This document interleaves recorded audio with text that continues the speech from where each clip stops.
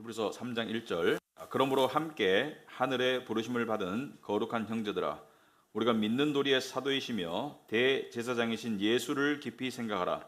그는 자기를 세우신 이에게 신실하시기를 모세가 하나님의 온 집에서 한 것과 같이 하셨으니, 그는 모세보다 더욱 영광을 받을 만한 것이 마치 집 지은 자가 그 집보다 더욱 존귀함 같으니라.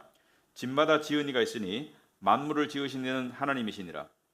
또한 모세는 장래에 말할 것을 증언하기 위하여 하나님의 온 집에서 종으로서 신실하였고, 그리스도는 하나님의 집을 맡은 아들로서 그와 같이 하셨으니, 우리가 소망의 확신과 자랑을 끝까지 굳게 잡고 있으면 우리가 그의 집이라. 아멘. 앉으시기 바랍니다. 우리 말씀을 위해서 기도하도록 하겠습니다. 하나님 아버지, 오늘 저희들 또 하나님의 말씀을 듣습니다. 히브리서를 통해서 하나님께서는 우리에게 믿음을 주시기를 원하시며, 또 구원 때 주신 믿음이 더욱더 자라기를 원하신다고 생각합니다.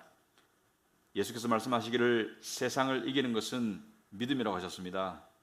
우리가 세상과의 여러 싸움에서 지는 것이 아니라 믿음으로 승리함을 통해서 하나님께 영광되게 하옵시고, 하나님의 능력이 하나님의 백성들을 통해서 나타나도록 주님 역사하여 주시옵소서. 이 시간 하나님께서 말씀을 통해서 우리에게 말씀하실 때 우리의 심령이 말씀 앞에 쪼개지고, 또 우리의 심령이 말씀 앞에 드러나고, 또 우리의 부족한 부분이 하나님에 의해서 채워지며, 또 우리의 다치고 상한 부분들이 회복되고 치유되는 그러한 시간 있게 하옵시고, 또 특별히 우리의 죄가 깨달아지고 또 그 죄를 대신해서 진리가 자리 잡을 수 있도록 주님 도와주시옵소서. 온전한 자는 아무도 없습니다. 오직 온전한 하나님만 계실 뿐입니다. 온전한 하나님께서 온전치 못한 자들을 구원하시고 또 먹이시고 보살피시고 사랑하심을 믿습니다. 우리가 그러한 자들입니다. 하나님의 도우심과 하나님의 은혜가 절대로 필요한 자들인 것을 다시 한번 고백하오니, 이 시간 하나님께서 은혜 베풀어 주시옵소서. 예수님 이름으로 기도합나이다. 아멘. 우리 오늘 본문에는 이 네 가지 키워드가 있습니다. 첫째는 예수님이고요, 둘째는 모세이고, 셋째는 성도 또는 그리스도를 믿는 당시의 유대교 기독교인들, 그리고 또 마지막으로 집이라는 단어가 있습니다. 집. 그래서 네 가지 키워드가 있습니다. 예수님, 모세, 집, 성도. 그죠? 성도는 집이기도 하고 집에 거하는 자들이기도 하죠. 그래서 성도들의 모임이 하나님의 집이고요, 하나님의 집 안에 성도들이 사는 곳이죠. 그래서 이러한 맥락에서 집을 중심으로 우리가 오늘 본문을 풀어볼 텐데, 먼저 집이라는 것은 우리에게 꼭 필요한 곳이죠. 우리가 거하는 보호처, 안식처, 우리가 쉴 수 있는 곳, 또 우리가 휴식과 또 행복을 추구할 수 있는 곳이 집이라면, 이 집을 중심으로 살펴볼 때 먼저 이 오늘 본문은 모세와 예수 그리스도의 관계를 이야기하고 있습니다. 여러분, 우리가 이 히브리서는 이 비교의 법을 많이 사용해서 예수님을 소개할 때 유대인들이 가지고 있는 서열 구조, 하나님, 천사, 그 다음에 모세, 그 다음에 선지자, 제사장, 일반인, 이런 서열 구조가 있다고 말씀드렸습니다. 하나님 밑에 천사가 있고, 천사 밑에 그들이 가장 추앙하는, 그러니까 생존 인물 중에 가장 추앙하는 역사적 인물이 모세이고, 또 선지자들이고 제사장들이고 그리고 일반인이었는데, 1장과 2장에서 뭐라고 했습니까? 예수께서 천사보다 더 뛰어나시고 하나님이시다. 그리고 또 더 놀랍게는 2장에서는 너희들이, 성도들이 천사들보다 더 위에라고 말씀하셨어요. 왜냐하면 하나님의 자녀가 된다는 것은 모든 서열 구조를 뛰어넘는 것이죠. 그래서 천사보다 위에 갈 것이고 천사들을 다스릴 것이다. 마치 종의 자식이 주인에게 눈에 들어가지고 주인의 양자가 되면 모든 서열 구조를 뛰어넘어서 주인 바로 밑에 들어가듯이 우리가 그런 존재이다, 이렇게 말하고 있는데, 자, 집을 예를 들어서 오늘은 뭐라고 하냐면, 너희들이 가장 추앙하는 모세라는 그런 영적 지도자, 그 모세 위에 예수님이 계신다는 것을 이야기하고 있습니다. 어떤 맥락에서 모세는 하나님의 집 안에서 하나님을 섬겼어요. 근데 예수님은 뭐예요? 집을 지으신 분이에요.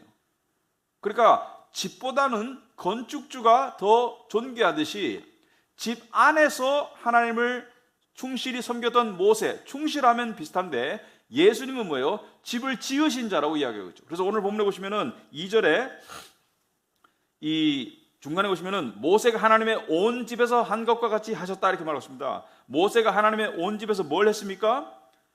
5절 보시면은 모세는 장래에 말할 것을 증언하기 위하여 하나님의 온 집에서 종으로서 신실하였다 이렇게 말했어요. 하나님께 신실하고 충성되었는데 온 집에서, 집 안에서라는 뜻이에요. 집 안에서 종으로서 신실하였다.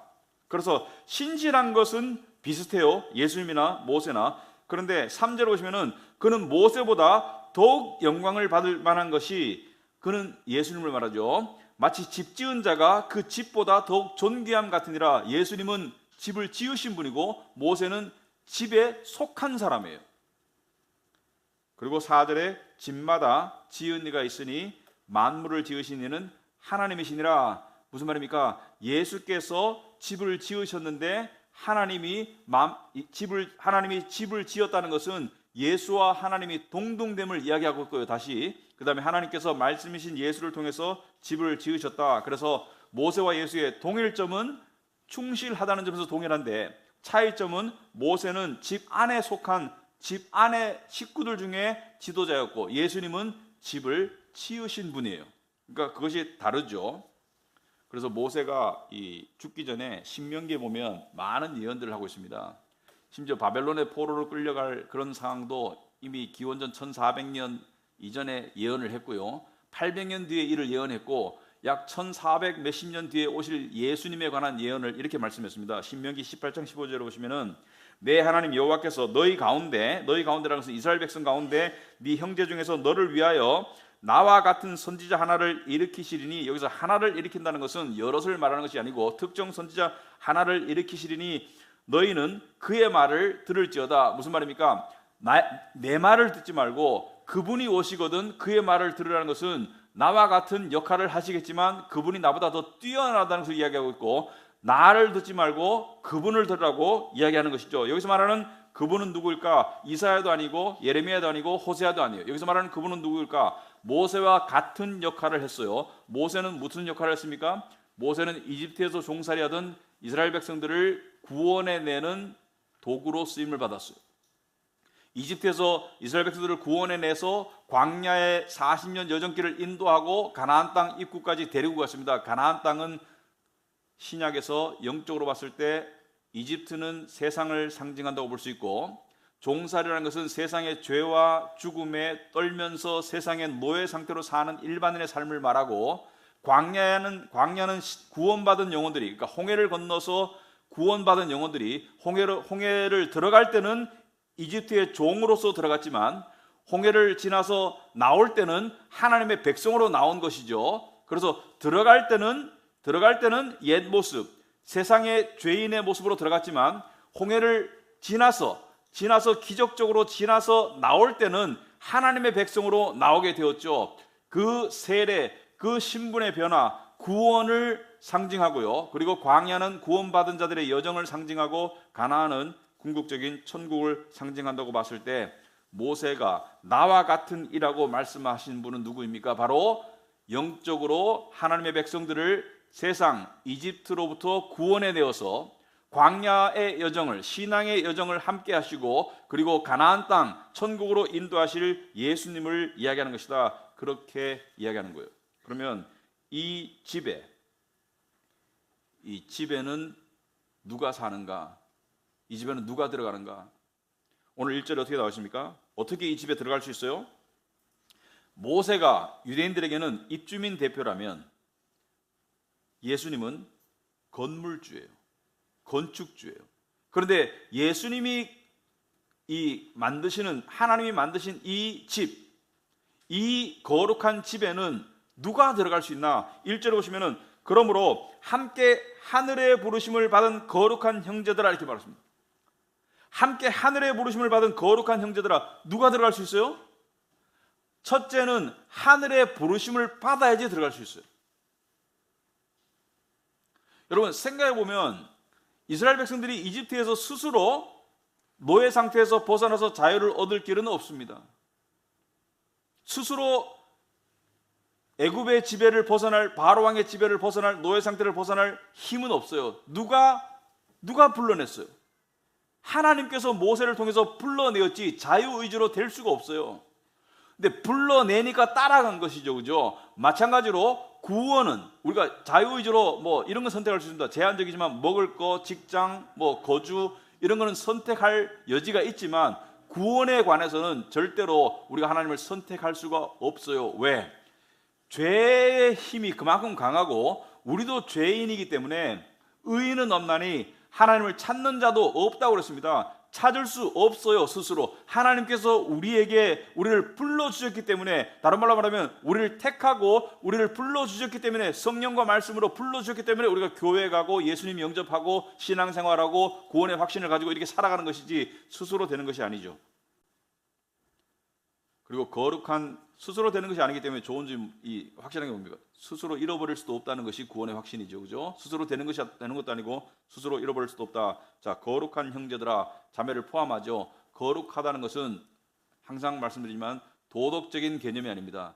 여기서 거룩하다는 것은 도덕적으로 탁월하다는 뜻이 아니고, 거룩하다는 것은 무엇이에요? 우리가 하나님이 거룩하시다라고 말할 때는 하나님은 모든 피조물로부터 뭐예요? 구별되는 분이다. 모든 피조물과 다른 분이다. 이럴 때 거룩하다는 단어를 쓰는데, 거룩한 형제라는 것은 무슨 뜻입니까? 세상 많은 사람들 중에 하나님께서 구별한 자들을 거룩한 형제라고 부릅니다. 하나님께서 부르셔서 당신의 백성으로 구별하셨다. 그래서 성도는 구별된 자예요. 성도는 세상으로부터 구별된 자들이지, 성도가 세상 사람보다 탁월한 자가 아니에요. 이 본질적으로 세상 사람보다 더 착하거나 더 도덕적이거나 그래서 하나님께 부름받은 게 아니고, 하나님께서 그냥 당신의 주권으로 따로 떼어놓은 것이 거룩한 자들입니다. 자, 지난주 우리는 성도의 정체성에 관해서 살펴보았습니다. 우리가 누구인가? 이 불변의 정체성, 하나님이 부르셨고 하나님이 구별하셨고 하나님이 당신의 백성으로 삼으셨고 하나님이 당신의 자녀로 삼으셨고 하나님이 천국을 기업으로 줄 자들로 부름을 받았다는 이 정체성을 확고하게 가지는 것이 세상을 이기는 거라고 말씀드렸습니다. 여러분, 믿음은 구원받기 위해서 아니요, 구원받았어요. 천국 가기 위해서 아니요, 천국 갈 확실한 열쇠가 이미 주어졌습니다. 현재 믿음은 왜 필요한가? 세상과의 싸움에서 이기라고 필요한 거예요. 세상과의 싸움에서 이길 때 하나님이 영광 받으시는 거예요. 그래서 이 정체성을 믿는 것, 여기에서는 엄청난 영적인 에너지가 마음에서 흘러나오게 되어 있다. 예수께서 나를 믿는 자들에게는 그 배에서 생수의 강이 흘러넘칠 것이다. 그 생수의 강은 성령의 능력을 말합니다. 진리를 통한 성령의 능력을 말한다. 여러분, 우리가 하는 것 중에, 훈련하는 것 중에 이미지 트레이닝이라고 해서, 이미지 트레이닝 무슨 말이냐면은 내가 해야 될 훈련을 상상하면서 그 훈련을 이 상상으로 하는 게 있는데, 우리 기독교인들은 이미지 트레이닝이 정말로 필요해요. 왜냐하면 우리가 믿는 하나님 눈에 안 보이고요, 우리가 바라는 천국 눈에 안 보이고요, 성령의 역사 눈에 안 보이고요. 그래서 우리가 믿는 것은 대부분 모두가 눈에 안 보이는 것들이에요. 세상의 눈에 안 보이는 것들이에요. 우리 눈에 보이는 세상에 살면서 눈에 안 보이는 것들을 더 믿고 더 바라고 더 의지해야 되는데, 그것은 진리를 통한 영적 상상력, 이미지 트레이닝이 필요하다고 생각합니다. 그래서 우리는 이 천국에 대해서 가만히 있으면 저절로 생각나는 게 아니에요. 천국의 소망은 가만히 있으면 저절로 생각나는 것이 아니고, 가만히 있으면 우리 육신은 어디를 생각해요?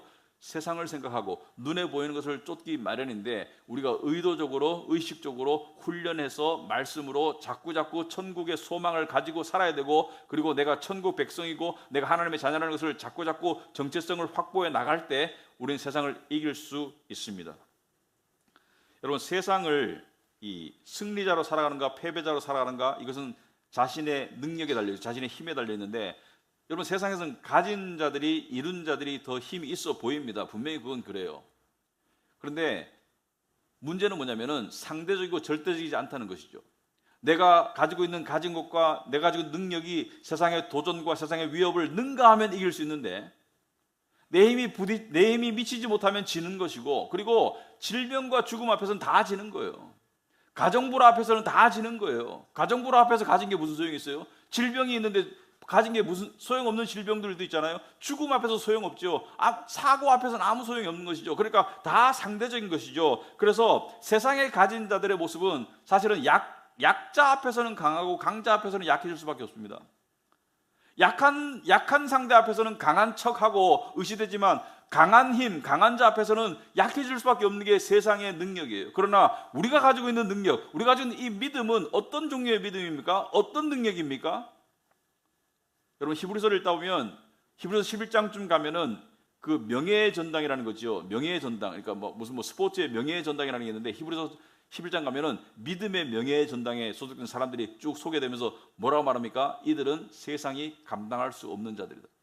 세상이 감당할 수 없다는 것은 내가 저 사람 감당이 안 돼, 못 이긴다는 얘기죠. 세상이 이길 수 없는 자들이다. 근데 그들이 가졌습니까? 이루었습니까? 아니요. 그들 중에 상당수가 동굴에 이리저리 동굴에 유리함에 살았고요. 그 다음에 짐승의 옷으로 입고 살았고, 그러니까 힘들게 살았고, 그들 중 상당수가, 그들 중 일부가 우리가 저번에 얘기했던 쿰난 공동체를 만들어서 사해사본이라고 되는 그 구약 성경을 필사했던 사람들이고요. 하여튼 비참하게 살았지만 세상이 감당을 못했어요.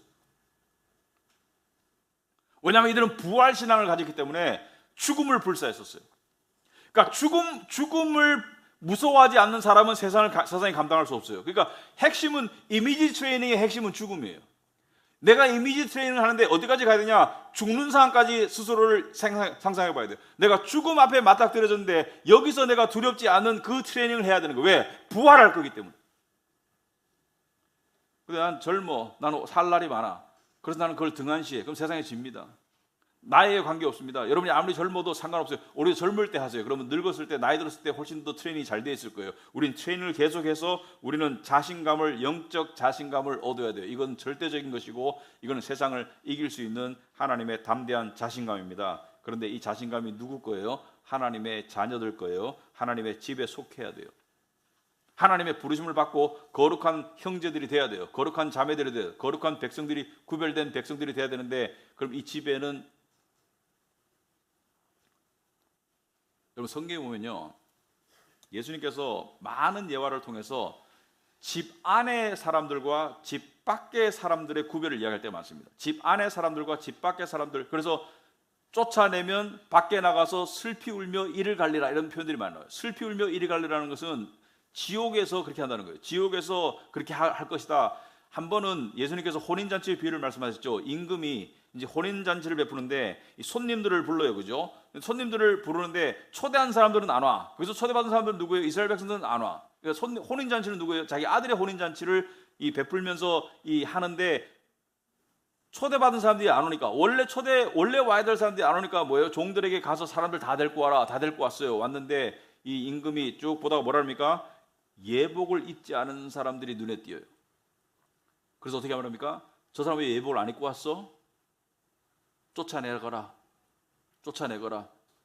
여러분, 혼인잔치에 맞는 예복이 있겠죠. 신부가 입어야 될 옷이 있고 게스트가 입어야 될 옷이 있는데 드레스 코드가 안 맞는 것이죠. 갔는데 뭐 이상한 노동복 입고 갔다든지 좀 혼인잔치에 안 맞는 옷을 입고 왔다는 것이죠. 그래가지고 쫓아내거라. 근데 여기서 말하는 예복이 뭐예요?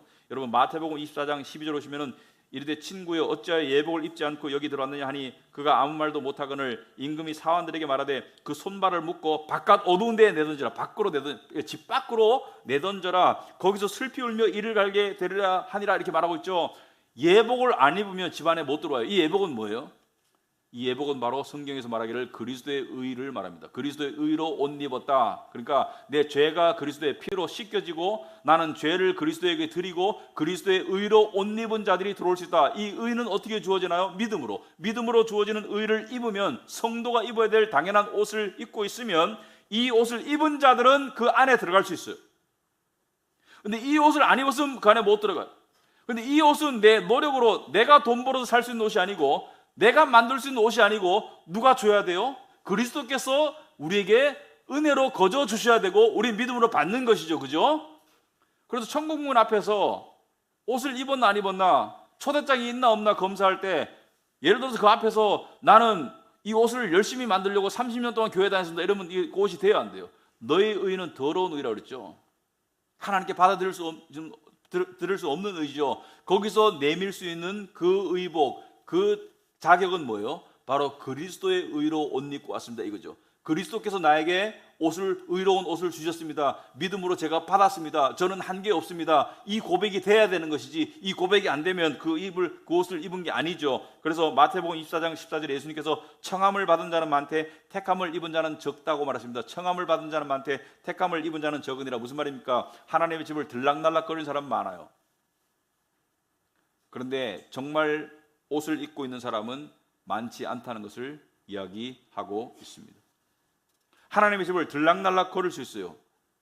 그런데 이 교회에 왔다 갔다 할 수 있어요. 하지만 정말로 그리스도의 의를 옷 입고 있는 사람은 적다는 것을 이야기하고 있습니다. 이단들도 있고요, 비복음적인 그런 교회들도 있고요, 여러 가지 모양 속에서 예수님께서 하신 말씀은 마지막 때에 많은 사람들이 교회를 다닐 것이지만 예복을 입지 않은 사람들이 많을 것을 이야기하고 있어요. 이 예복을 여러분들이 입으셨기를 바랍니다.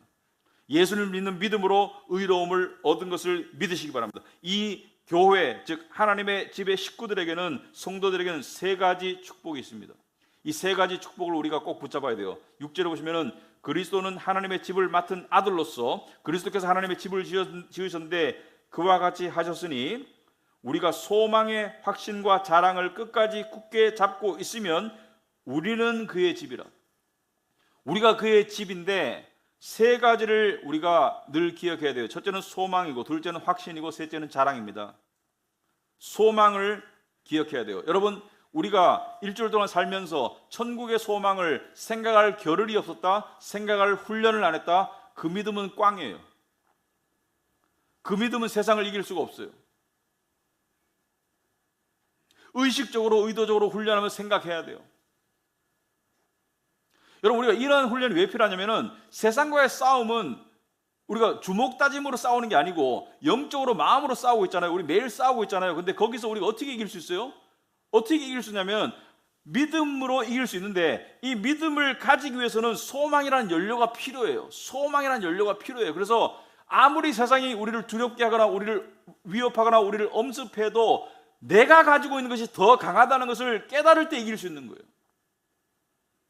그래서 소망은 뭐예요? 천국은 반드시 이루어진다고 소망입니다. 우리가 천국 간다는 것이 소망이에요. 우리는 이 세상에 살고 있는데 이렇게 비유할 수 있겠습니다. 우리는 지금 이 재건축돼야 되는 세상에 살고 있어요. 얼마 안 있으면 재건축이 시작되기 때문에 오래 못 살아. 근데 저기 신도시가 건설되고 있어요. 천국에 영원한 신도시가 건설되고 있는데 그쪽으로 이주해야 돼. 지금 여기 재건축 단지에 지금 쓰러져가는 재건축 단지에 살고 있는데 저기 신도시가, 영원한 신도시가 건축되고 있어요. 이게 소망이에요. 그래서 예수께서 십자가에 죽으시기 전에 제자들에게 마지막으로 설교하시면서 요한복음 14장에 보시면은 너희는 마음에 근심하지 말라 그러죠. 너희는 마음에 근심하지 말라. 하나님을 믿으니 또 나를 믿으라. 마음에 근심하지 말라라고 해놓고 예수님께서 마음에 근심하지 않을 수 있는 방법을 알려주셨잖아요. 마음에 근심하지 않을 수 있는 방법을 알려주는데 너희는 마음에 근심하지 말라. 내가 통장에 돈 많이 줄게. 이렇게 안 하셨어요. 너희는 마음에 근심하지 말라. 네가 하는 일마다 성공하게 해줄게. 이렇게 말씀 안 하셨어요. 뭐라고 말씀하셨습니까? 너희는 마음에 근심하지 말라. 하나님을 믿으니 또 나를 믿어라. 그 다음 절에 뭐라 했어요? 내 아버지 집에 거할 곳이 많다. 이렇게 말했습니다. 걱정하지 마라. 너가 거할 영원한 집이 천국에 많이 있다. 그렇지 아니하면 너희에게 일렀으리라. 내가 너희를 위하여 거처를 예비하러 가노니, 무슨 말입니까? 예수님께서 지금 천국 신도시를 예비하시고 난 다음에 뭐예요? 가서 너희를 위해서 거처를 예비하면 3절에 내가 다시 와서 재림을 말하죠. 재림하셔서 너희를 내게로 영접하여 나 있는 곳에 너희도 있게 하리라. 나 있는 곳이 어디예요? 천국으로 데려갈 것이다. 이것을 바탕으로 걱정하지 말라는 거예요. 물론 이 땅의 삶도 하나님께서 공중에 나는 새도 보살피고 먹이시는데 하물며 너희일까 보냐 보살피시는데, 궁극적으로 우리에게 너희는 마음에 근심하지 말라는 궁극적인 그 근거는 천국이에요. 근데 천국 생각을 안 하는데 어떻게 세상을 이길 수 있어요? 근데 많은 그리스도인들이 현실에 꽂혀 사는 경우가 참 많은데, 현실을 등한시할 수는 없지만 현실에만 꽂혀 살면 그건 그리스도인으로서 비참한 그리스도인이 될 수밖에 없습니다. 차라리 안 믿는 사람이 더 행복할 수 있어요. 그래서 그리스도인은 항상 천국의 소망을 가지고 살아야 돼요. 그런데 이 소망을 가질 수 있는 비결을 하나 알려드릴게요. 여러분, 세월이 빠르죠? 엄청나게 빠르죠. 옛날에는 이 20대, 30대 세월이 20대에는 시속 20km, 30대는 30km 이런 농담 진담이 있었거든요. 60대는 60km라고 뭐 70대는 70km라고 그러니까 나이가 들수록 세월이 점점 더 빨리 간다. 빨리 가는 것 같다. 왜 죽을 날이 점점 가까우니까 빨리 가는 것 같다. 그것도 맞는데 요즘에 물어보면 20대도 50대나 마찬가지로 세월이 빨리 간다고 느끼더라고요. 세월이 빠르죠. 2022년 해피 뉴 이어 한 지가 얼마 안 된 것 같은데 벌써 한 달 조금 지나면 또 다시 해피 뉴 이어 해야 돼. 해피 뉴 이어 한다는 것은 한편으로는 우리가 지금 이 2주 예정일이 다가오고 있는 거예요. 세상 사람들은 안타깝죠. 왜냐하면은 배터리가 닳고 있는 거예요. 지금 30% 남았다, 20% 남았다, 불안하네, 15% 남았다, 불안하네. 배터리가 닳고 있지만 우리는 뭐예요? 우리는 그렇게 바라볼 필요가 없는 것이죠. 우리는 천국으로 2주 예정일이 다가오고 있어요. 그러니까 영광스러운 거처로 이주할 예정일이 다가오고 있기 때문에 우리 세월이 가는 것이 그렇게 아까울 필요는 없는데 이 가는 세월을 통해서 자꾸 뭐예요?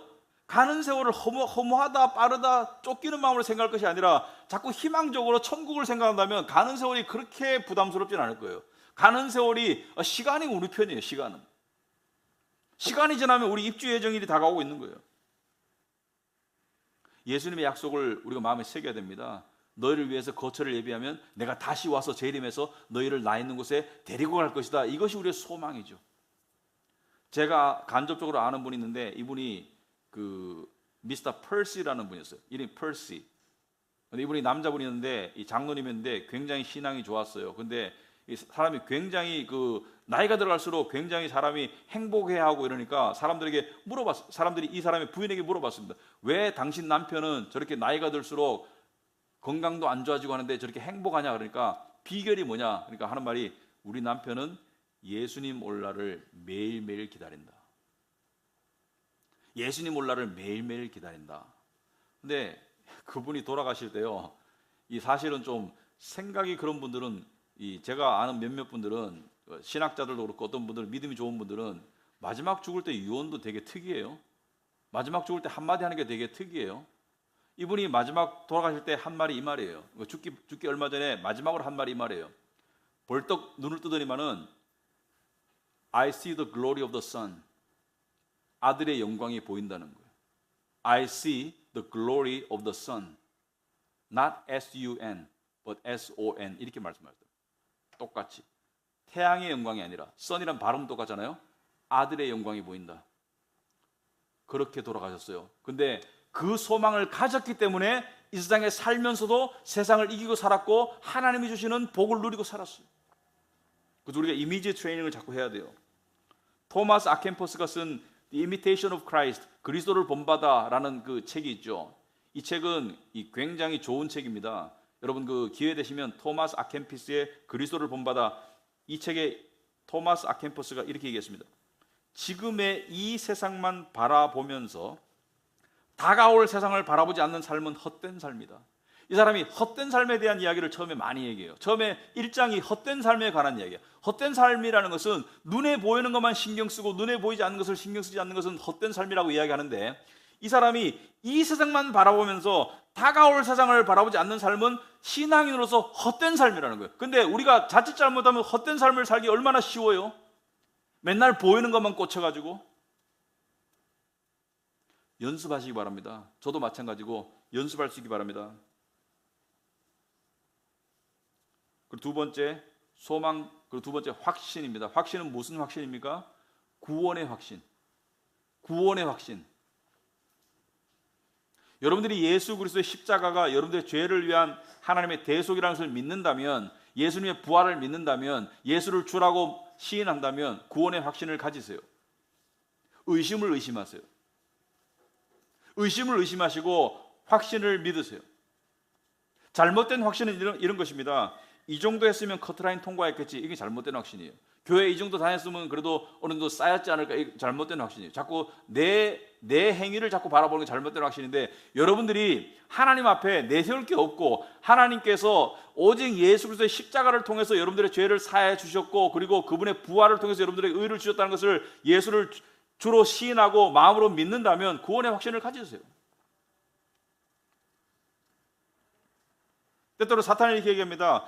그렇게 살면서도 네가 구원받았다고? 구원받은 증거가 별로 안 보이는데? 그럴 때 어떻게 해요? 맞아, 나는 죄인이야. 하지만 예수께서 나의 죄를 해서 죽으셨어. 구원의 확신을 가지세요. 나는 내세울 게 없어. 다윗 왕의 표현을 빌자면 모태에 있을 때 모태로부터 죄 가운데 잉태된 게 나야. 하지만 하나님께서 내 죄를 말끔히 씻기시고 너의 죄가 주홍 같을지라도 눈같이 희게 하시고 그 다음에 예수 그리스도의 의로 옷 입히셨어요. 그래서 구원의 확신을 가져야 됩니다. 구원의 확신을 가져야 돼요. 여러분, 아침마다 일어나면 제가 하는 연습인데 한번 여러분 따라오시면 좋을 겁니다. 첫째는 아침 일어나면 저는 두 가지를 감사함으로 시작해요. 이게 감사가 제 믿음의 시동을 거는 거예요. 하루의 삶을 시동 거는데 첫째는 하나님의 일반 은혜를 감사합니다. 하나님 오늘 하루도 주셔서 감사합니다. 너무나 당연하게 하루가 지금 시작된 것 같은데 그렇게 생각하면 안 돼요. 여러분, 하나님께서 섭리 가운데 만물을 창조하시고 말씀의 능력으로 붙드시니까 우리가 이 우주가 질서 있게 돌아가고 이 지구가 태양 주위를 돌고 있고 그 거리를 유지하고 지구가 삐딱하게 돼 있죠, 그죠? 똑바로 안 되고 삐딱하게 돼 있죠. 이 모든 것이 하나님의 섭리고 하나님의 창조고 하나님께서 당신의 말씀의 능력으로 이것을 보존하시고 운행하시고 통치하시기 때문에 또 다른 하루가 주어졌고 심장이 뛰고 있는 것이지, 여러분 이것이 하나님의 은혜와 간섭 없이 된다고요? 아니요. 그러므로 우리 믿는 자들은 일어나면 어떻게 돼요? 하나님 새로운 하루를 주셔서 감사합니다. 두 번째는 뭐예요? 구원을 감사하세요. 하나님, 당신의 아들을 통해서 저를 구원하셔서 감사합니다. 당신의 자녀로 삼아주셔서 감사합니다. 특별 은혜를 감사하세요. 이 두 가지 감사를 하고 난 다음에 말씀 보고 그 다음에 오늘 기도할 거를 기도하시는데 이 두 가지가 왜 중요하냐? 당연히 해야 될 감사고요. 감사는 기도 가운데 감사함으로 깨어있는 것이고요. 감사는 하나님의 기쁘게 받은 제사고요. 그래서 감사를 하는 가운데 어떻게 돼요? 믿음의 시동을 거는 것이죠. 아침에 일어나면 불신자로 일어나요, 대부분들이. 아침에 일어나면 신앙이 없어. 신앙이 덮여져 있지 않았어. 근데 믿음의 시동을 감사로 거는 거예요. 그리고 말씀 보고 기도하는 것이죠. 그래서 구원의 확신은 계속 붙잡아야 돼요. 나 구원 받은 거 알아. 그 정도가 아니고요. 그것을 느끼고 감동할 때까지 그렇게 연습하셔야 돼요. 느끼고 감동할 때까지. 그래서 계속해서 구원을 감사하시고, 세 번째, 자랑을 마음껏 하시고, 자랑해야 됩니다. 우리 성도들은 자랑할 줄 알아야 돼요. 여러분, 세상 사람들은 자랑이 안 좋은 거라고 생각해요. 자랑을 다 하고 살지만 자랑이 나쁜 거라고 생각해요. 왜? 자랑하는 사람 꼴 보기 싫어하거든요. 근데 자랑 중에서도 안 좋은 자랑이 있긴 있습니다. 예를 들어서 요한일서 2장 15절에 이 세상이나 세상에 있는 것들을 사랑하지 말라. 누군지 세상을 사랑하면 아버지의 사랑이 그 안에 있지 아니하니 이는 세상에 있는 모든 것이 육신의 정욕과 안목의 정욕과 이생의 자랑이니. 그죠? 그러니까 자랑 중에 덕이 안 되는 자랑이 있긴 있습니다. 우리가 하긴 하지만 덕이 안 돼요. 그런데 성경은 뭐예요? 자랑하지 마라가 아니에요. 자랑을 하되 이걸 자랑하라는 거예요. 마음껏 자랑해라. 열심히 자랑해라. 고린도전서 1장 31절에 기록된 바 자랑하는 자는 주 안에서 자랑해라. 주 안에서 자랑하는 것은 두 가지를 자랑하는 거예요. 첫째는 주님을 자랑해라. 주님의 은혜를 자랑해라. 둘째는 뭐예요? 내가 하나님의 자녀인 것을 자랑해라. 내가 하나님의 자녀인 것을 자랑해라. 이걸 누구한테 하라는 거예요? 누구한테? 여러분, 세상 사람들 보고 나 하나님의 자녀라고 자랑해 본 적 있어요? 그런 자랑할 기회는 없어요. 이거 누구한테 하라는 거예요? 여러분, 세상과의 씨름은 정신적이고 영적이고 마음에서 일어나죠. 그때 어떻게 이겨요? 구원받은 것을 자랑하세요. 예수 그리스도를 자랑하세요. 그분의 은혜를 자랑하세요. 그분의 십자가를 자랑하세요. 그 자랑을 하면서 세상을 이기는 거예요. 우리끼리는 얘기할 수 있죠. 우리끼리는 우리의 자랑에 관해서 이야기할 수 있잖아요. 이 시간을 통해서 자랑을 연습하시고, 그리고 언제 자랑하라는 거예요? 세상과의 영적인 싸움에서 자랑하라는 거예요. 나는 구원받은 하나님의 자녀야. 내 아버지가 세상의 주인이야. 이거 자랑하라는 거예요. 내 아버지가 대통령이라고 자랑하고 내 아버지가 재벌이라고 자랑하는 사람이 있다면, 나는 내 아버지는 영원한 세상의 창조주 주인이야. 이걸 자랑하라는 거예요. 자랑 마음껏 하세요. 자랑 안 하는 게 자랑해야 돼요. 시편 20장 7절에 어떤 사람은 병거, 어떤 사람은 말을 의지하나. 이건 세상을 상징하죠. 우리는 여호와 우리 하나님의 이름을 자랑하리로다. 자랑하라는 거예요. 또 더 나가서 시편 34편에 보면 2절에 내 영혼이 여호와를 자랑하리니. 그죠? 곤고한 자들이 이를 듣고 기뻐하리로다. 곤고한 자는 뭐예요? 신앙에 지친 사람들, 믿음에 연약한 사람들이 신앙에 자랑하는 그 사람을 통해서 힘을 얻는다는 거예요. 우리는 겸손은 해야 되겠지만 비굴 해서는 안 되죠. 교만하면 안 되겠지만 자신감을 잃어서는 안 돼요. 우리는 자신감에 쩔어 있어야 돼요.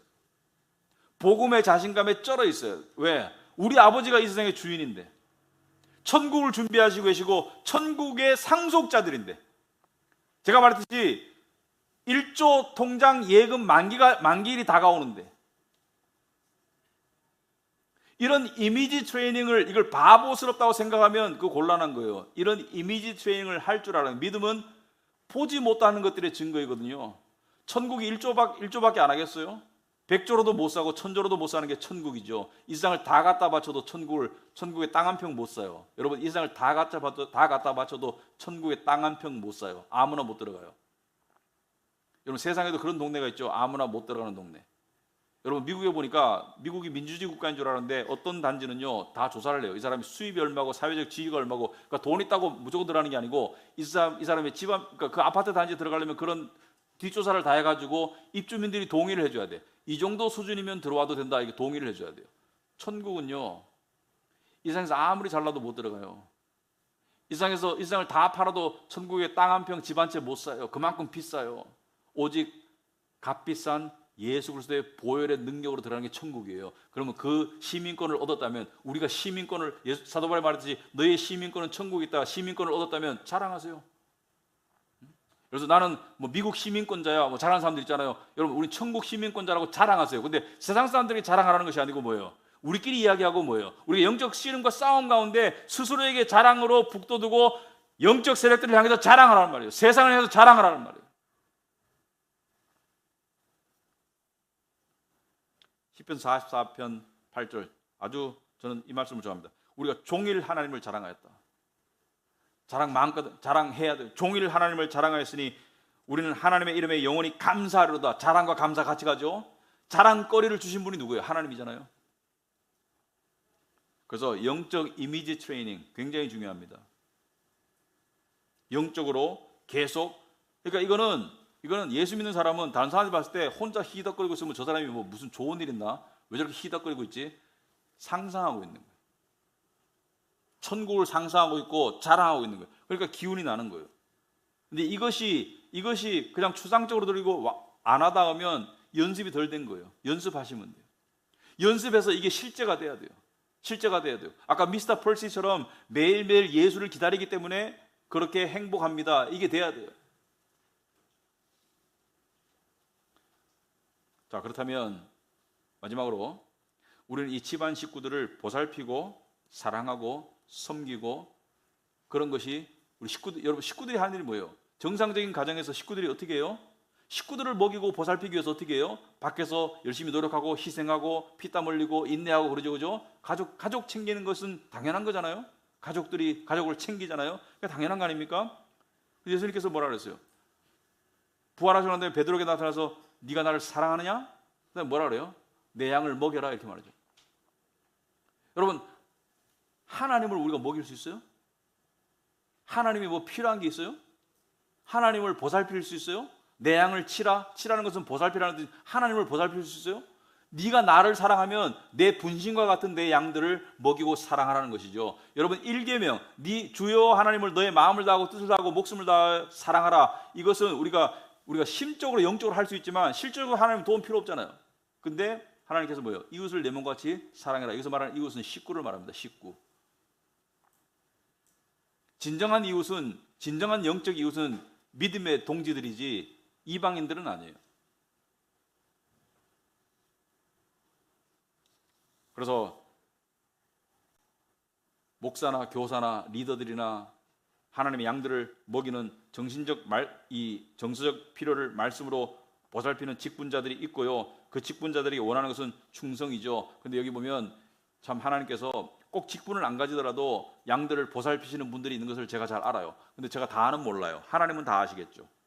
양들을 보살피고 양들을 케어하는 분들이 우리 교회 안에 있어요. 꼭 그 제도적인 그런 제도권 안에 아니라도 하시는 분들이 있는 걸 알고 있어요. 하나님이 기뻐하시는 거예요. 그 다음에 두 번째, 집안의 주된 행사를 소홀히 하지 마라.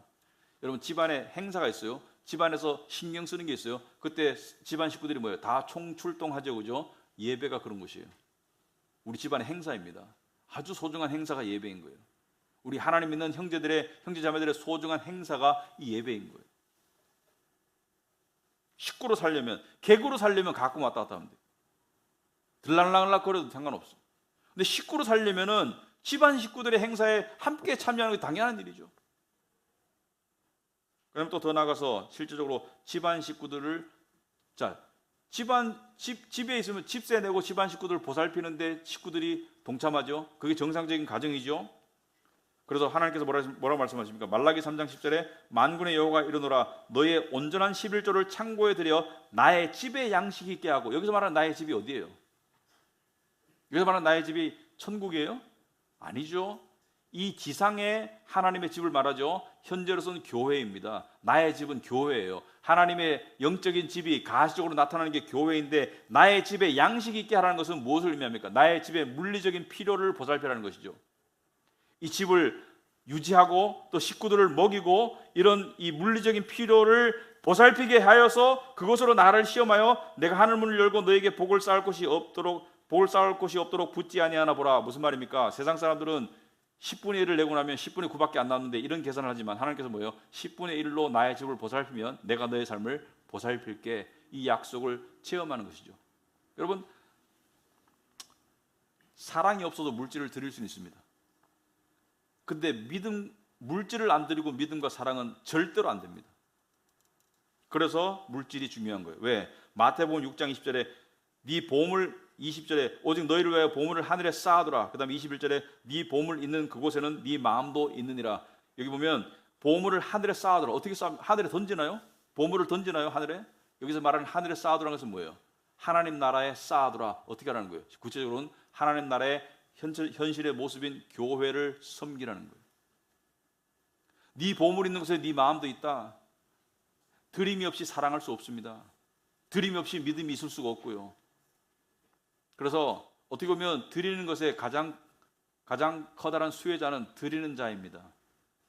그 드리는 자가 복을 받아요. 그 드리는 자의 신앙이, 드리는 자의 삶이 복을 받는데 이것은 체험을 해봐야 돼요. 여러분, 드림이 없이 하나님을 체험하기가 곤란합니다. 시간과 물질을 드림 없이 하나님을 체험하는데 곤란해요. 그래서 가족 의식을 가져야 됩니다. 이 아까우면 곤란해요. 우리가 가족은 여러분, 내 새끼 입에 들어가는 건 안 아깝다 이런 말 들어봤죠? 내 새끼 입에 들어가는 건 안 아깝다. 그 정도까지 되도록 자꾸 노력해야 돼요. 결국에는 이 세상은 두 종류로 나뉩니다. 두 종류로 나뉘어요. 여러분, 세상에 남자 여자의 구별이 있고요. 가진 자와 못 가진 자의 구별인데 그건 경계가 분명합니다. 또 인종적인 구별이 있죠. 그죠? 근데 이 세상의 모든 구별이 다 소용없는 날이 와요. 이 세상의 모든 사람들이 딱 두 종류로 구별되는 날이 옵니다. 근데 그 두 종류는 각각 영혼이 반대 방향으로 영혼이 달라요. 하나는 집안 식구들의 운명이고 하나는 집 밖에 있는 사람들이고 어중간한 사람들은 없습니다. 중간지대가 없어요. 예수께서 마지막 심판을 말씀하시면서 목자가 양과 염소를 구분하듯이 양은 오른쪽에 염소는 왼쪽에. 그래서 오른쪽에 있는 양들에게 뭐라 그래요? 오른편에 있는 자들에게 마태복음 25장 34절에 임금이 오른편에 있는 자들에게 이르시되 내 아버지께 복받을 자들이여 내 아버지께 복받을 자들이여 나와 창세로부터 너희를 위하여 예비된 나라를 상속받아라. 뭐예요? 천국에 건설되어 있는 곳으로 들어가라는 얘기죠. 근데 왼편에 있는 자들에게 41절에 마태복음 25장 41절에 왼편에 있는 자들에게 이르시되 저주를 받은 자들아 나를 떠나 마귀와 그 사자들을 위하여 예비된 영원한 불에 들어가라. 여러분, 이 불은 지옥을 상징합니다. 왼쪽에 있는 자들은 믿지 않는 자들 말하고요. 집 밖에 있는 자들 말이에요. 근데 이 불이 영원해요. 이게 굉장히 무서워요, 여러분. 하나님은 사랑도 무한하시지만 그 심판과 공의도 무한하세요. 하나님은 무서운 분이에요. 지옥에서 한 100년쯤 지나면 다 사라지게 해주지 않고 영원한 지옥이에요. 무서운 분이에요. 어느 쪽으로 갈까? 그 문이 누구예요? 예수께서 내가 양의 문인 거예요. 예수님을 믿는 것이 그 집으로 들어가는 길이에요.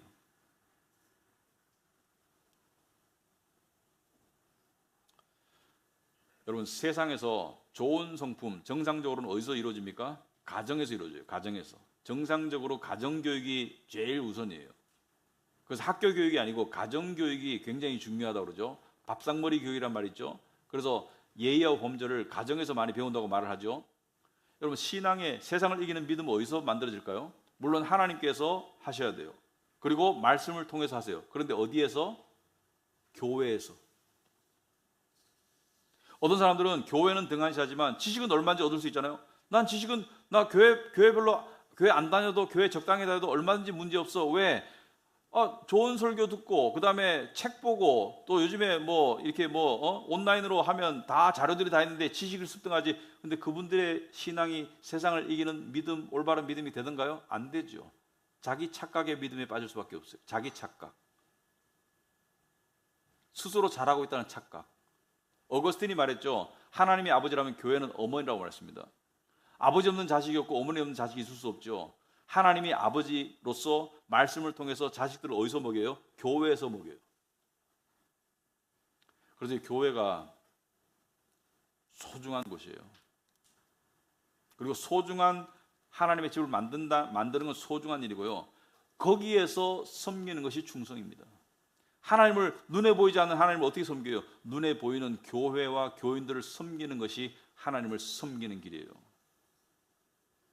그래서 상상 속에서 섬기는 게 아니라 실제적으로 섬기는 것이죠. 우리는 한 교회로 부름을 받은 한 식구이고 영적 가족인데 점점 더 그런 영적 가족으로 우리가 자리매김을 해나가면서 이 험악한 세상을 서로 격려하고 위로하고 믿음을 가지고 서로 싸우면서 이겨나가고, 때로는 상처받으면 와서 여기서 위로받고 또 여기서 힘을 얻고 다시 나가서 싸우고, 그런 삶을 하다가 어느 날 주님께서 오셔서 우리를 다 데려가실 거예요. 그 주님을 기다리는 믿음으로 사는 우리 교회 되기를 축원합니다. 기도하겠습니다. 하나님 아버지, 참으로 말씀을 통해 다시 한번 깨닫습니다. 우리는 하나님께서 부르셔서 거룩한 하나님의 백성으로 구별하시고 또 하나님의 집에 거할 수 있는 특권을 받은 자들입니다. 아버지 하나님, 이 진리, 이 자칫 잘못하면 추상에만 머물 수 있는 그러한 위험한 그런 심령 상태에 있는 경우가 많은데, 우리가 이 진리가 정말 산 소망으로 우리 안에서 역사할 수 있도록 주님 도와주셔서 세상에 어떤 것보다 더 소망하고 세상에 어떤 것보다 더 바라고 더 기대하는 그런 소망이 될 때까지 우리가 믿음의 훈련과 연단을 게을리하지 않도록 주님 도와주시옵소서. 예수님 이름으로 기도합나이다. 아멘.